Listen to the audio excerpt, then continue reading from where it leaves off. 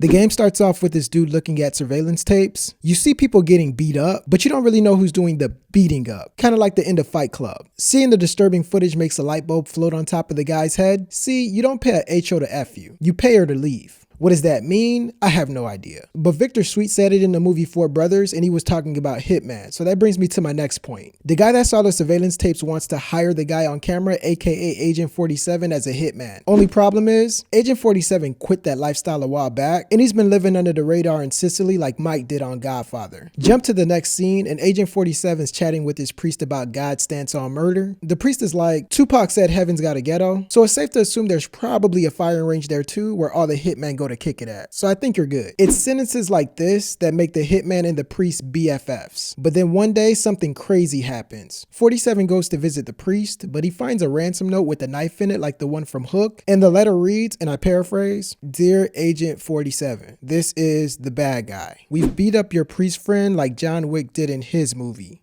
Sorry. If you ever want to see your beloved priest again, put on a black suit just like John Wick did and go downstairs to the basement and grab your underground weapons like he did after that. P.S. I really hope you've seen the movie, because if you haven't, if you're reading this, it's too late." The Agent 47 does all of the above. The only problem is they want money for the priest, and Agent 47 is on a fixed income, so he wants to save his friend, but he also wants to remain fiscally responsible if possible. 47 calls his old job and says, "Look, I'll start killing people again if you pay me money so I can pay the ransom." His old job agrees. First, he gets on the subway to St. Petersburg, and it looks like a scene pulled directly out of the live-action Hitman movie. Then he spies on a meeting where the Russian soldier is showing this agent the same trick Joker showed that one guy in The Dark Knight. And his mission, if he chooses to accept, is to kill the Nazi lookalike general dude like Lieutenant Aldo Rain's henchman would do. Agent 47 does it, no questions asked, and after the first Russian hit, he makes a clean getaway. Side note, you know when you get an invitation to go somewhere and you ask for the dress code and they're all like, it doesn't matter? And when you keep asking, they say, okay, it's business attire or something. But you get there and everybody's wearing Lacoste shirts and private school pants. Ugh. The same thing happens to 47 when he overdresses for a speedboat ride, like Sean and Castor Troy did in Face Off. In my opinion, killing people is wrong 90% of the time. The other 10% is reserved when you're playing Call of Duty or GTA or whatever. So even though the hitman kills people who kill people, it's still wrong, and I didn't find Agent 47 as a likable character until he saves a POW that was getting interrogated Casino Royale style. Well, almost. Because in Casino Royale, they made Bond go full commando, and here, they let the hostage wear the same pants Apollo wore that night he got beat up by Drago. After the last Russian general assassination, Agent 47 steals a red suitcase, and at first you're like, oh God, that's Tony Stark's. But before you could slide into Pepper's DM to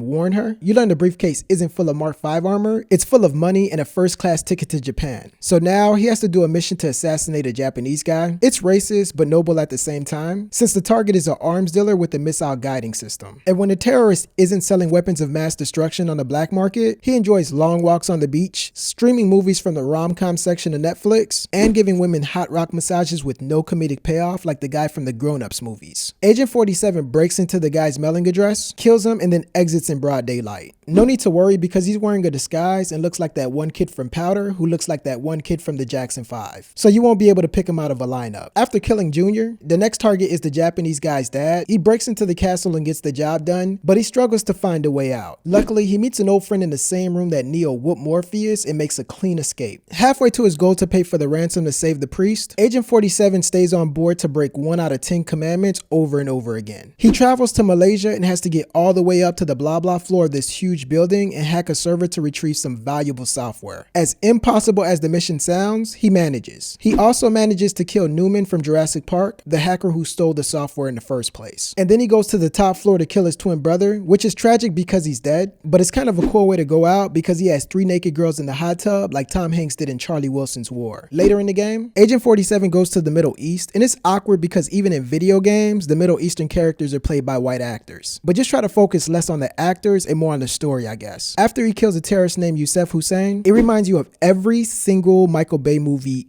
ever. If you cut a terrorist's head off, 2 more will appear in its place. But still, don't try it at home though. A religious cult leader steals cargo full of nuclear warheads, and it poses a threat to the investor of Agent 47's missions. So the world is at stake, 47's job is at stake too, and also the priest from the beginning is more than likely a dead man now. As part of a master plan, Agent 47 infiltrates the cult that apparently prays to the same god as Spock from Star Trek. Warning, major spoilers, so jump ahead like 15 seconds. The dude from RoboCop 2 is behind everything. He purchased nuclear warheads on the black market and wanted everybody involved in the deal dead so it wouldn't come back to haunt him. He was the guy that kidnapped the priest to trick Agent 47 out of retirement. He was the guy who's been hiring him all along to kill everybody that was part of the black market deal for the nuclear warheads. And he was the guy that told the barber to take a little off the sides and all of it off the top. Ironically, when you mess with a hitman, you get hit, man. Boom, boom.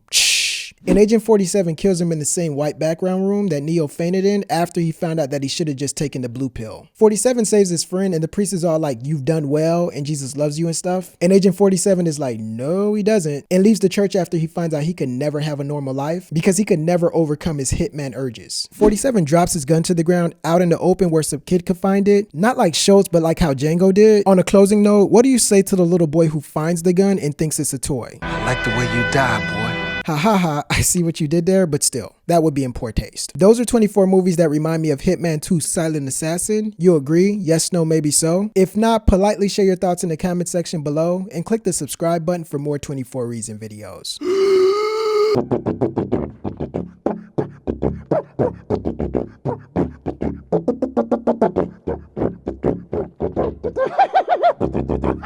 Best elevator music I've ever heard.